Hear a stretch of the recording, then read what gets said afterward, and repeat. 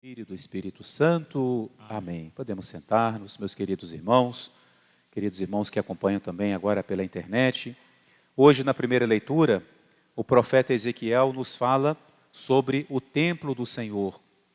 E Deus diz assim: tornai retos os vossos caminhos, e eu habitarei convosco neste lugar, no templo.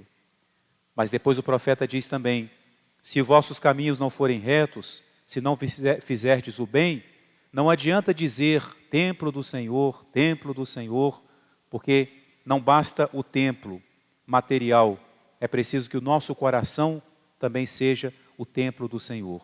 Então, o que Deus diz é que quando os nossos caminhos são retos, Ele habita conosco. No Evangelho, as pessoas pedem a Jesus que não se afaste, que permaneça com eles. Nós também devemos pedir a nosso Senhor essa graça, de que Ele permaneça conosco. O templo do Senhor é também cada um de nós, é o nosso coração. Nós estamos na novena de São José. Podemos dizer que não só São José, por ser um homem justo, um homem santo, era templo do Senhor, mas podemos dizer também com muita propriedade que a humilde casa de Nazaré era o templo do Senhor, porque ali viveu durante 30 anos o Filho de Deus. Entre aquelas paredes, debaixo daquele teto, vivia aquele que criou todas as coisas. E, portanto, aquela casa tão simples tinha a mesma glória, o mesmo esplendor do templo de Jerusalém, porque ali estava, como diz o próprio Jesus, aquele que é maior que Salomão. Então, São José também é para nós um exemplo de sermos templos de Deus, que Deus possa habitar no nosso coração, pela nossa conduta, pela sua graça em nossa vida.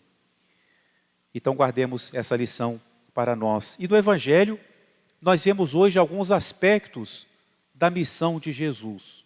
Jesus que cura os doentes, Jesus que se coloca em oração e Jesus que anda de uma cidade para outra anunciando o Evangelho. O médico divino, não é? Nosso Senhor que cura.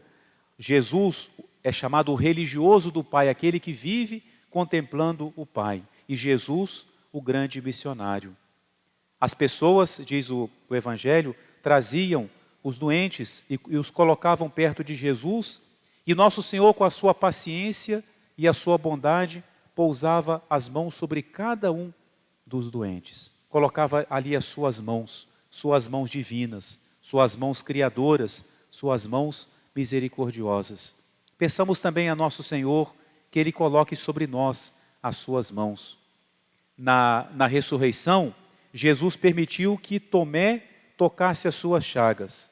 Mas hoje, nós pedimos a Jesus que Ele, com as suas mãos, agora também chagadas, toque as nossas chagas, as nossas feridas, sejam corporais, sejam espirituais, que Nosso Senhor pouse as suas mãos sobre nós, como médico divino que Ele é.